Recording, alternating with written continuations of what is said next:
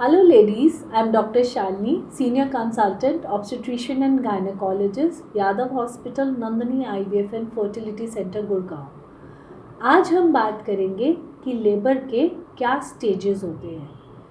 इनमें अगर हम देखा जाए तो लेबर में 3 स्टेज होते हैं। स्टेज 1 जो शुरू होता है दर्दों के साथ, जिसमें नीचे का रास्ता हमारा खुलना शुरू हो जाता है और जब तक वो पूरा नहीं खुल जाता, that is full dilatation which is almost 10 centimetre, इसको हम फर्स्ट स्टेज ऑफ लेबर कहते हैं। नॉर्मली पहली बारी जो प्रेग्नेंट हुई हैं, दैट इज़ प्राइमी ग्रेविडा में, इट टेक्स ऑलमोस्ट 12 घंटे, ठीक है। दूसरा, अगर मल्टी पैरा है, दूसरा बच्चा है, तीसरा बच्चा है, तो इसमें फिर भी हमारे टाइम थोड़ा सा कम लगता है, which can range from 3 to 8 hours. Second stage of labour अगर हम बात करें तो सेकेंड स्टेज ऑफ लेबर शुरू होता है जब तक अब हमारा पूरा डायलिटेशन हो गया था फर्स्ट स्टेज में, तो अब हमारी डायलिटेशन के बाद बच्चे ने डिलीवरी करना है। सो ये जो डिलीवरी ऑफ द बेबी होता है, इसको हम सेकेंड स्टेज ऑफ लेबर कहते हैं। पहली प्रेगनेंसी में इसका ऑलमोस्ट 2 घंटे लग जाते हैं, 1 to 2 आवर्स। बट अगर मल्टी पैरा है, दूसरा तीसरा बच्चा है, तो ये कई बार half an hour to 1 hour के अंदर भी सेकेंड स्टेज हमारा कंप्लीट हो जाता है। डिपेंड करता है हमारी मदर के पुशिंग इफेक्ट पे भी और दूसरा लेबर की कॉन्ट्रैक्शंस पे भी। अब नाउ तक अगर हम बात करें सेकेंड स्टेज ऑफ लेबर अगर हो गया जिसमें हमारा बच्चा डिलीवर हो गया, तो थर्ड स्टेज क्या है? थर्ड स्टेज आती है जब हमारी नाल निकलती है, that is the delivery of the placenta.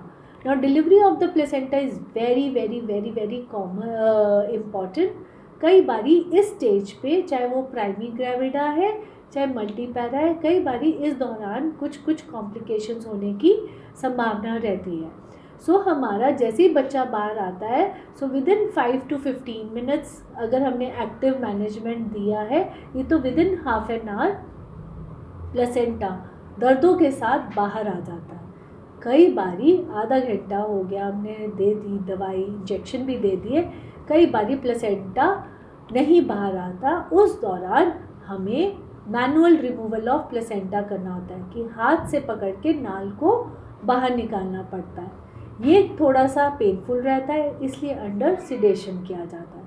सो अगर मैं इसको समराइज़ करूं तो हमारा first stage of labour is जब से लेबर पेन शुरू हुए फुल डायलिटेशन तक, सेकेंड स्टेज फुल डायलिटेशन से बच्चे की डिलीवरी तक, और थर्ड स्टेज में हमारा प्लेसेंटा बाहर।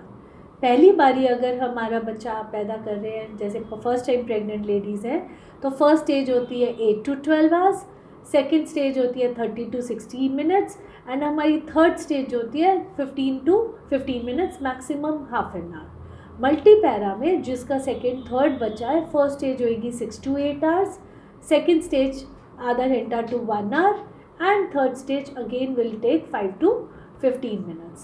सो मैनुअल रिमूवल ऑफ प्लेसेंटा और ये सारी हमारी जो कॉम्प्लिकेशंस हैं can happen with anybody for which doctor is mentally prepared. Now कोई भी स्टेज ऑफ लेबर है, सबसे इम्पॉर्टेंट हमारा रहता है कि हम इसमें CTG मॉनिटरिंग आपकी कंटिन्यू करते हैं और डॉक्टर अपना हर घंटे में या हर 2 hourly depending upon the contraction आपका इंटरनल चेक करते रहते हैं, so that most of the labour pain lady अपने रूम में करती है।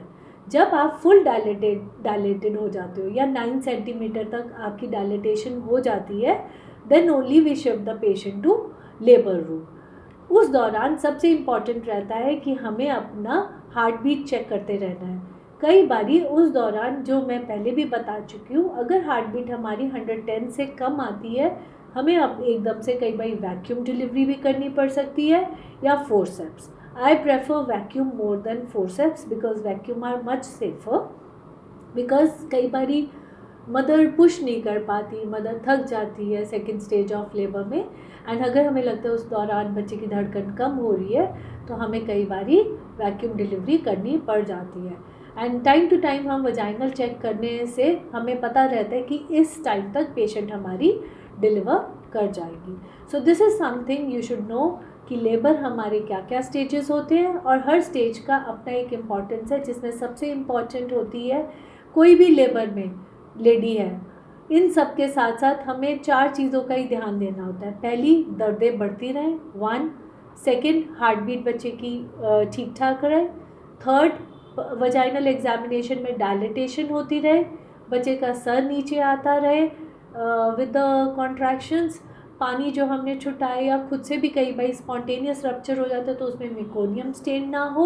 और एक्टिव स्टेज ऑफ लेबर, जब हमारी सेकंड स्टेज ऑफ लेबर चल रही है, उस दौरान अगर पुशिंग इफेक्ट थोड़ा सा भी कम है, मदर थक गई है या हार्ट बीट कम है, तो उस दौरान हम वैक्यूम लगा के डिलीवर कर सकें। To facilitate and to decrease the duration, we give episiotomy, which is a cut in the vagina to give more space for the baby to come out. So these are few things which we do in labor room and what you can expect during labor. Thank you so much.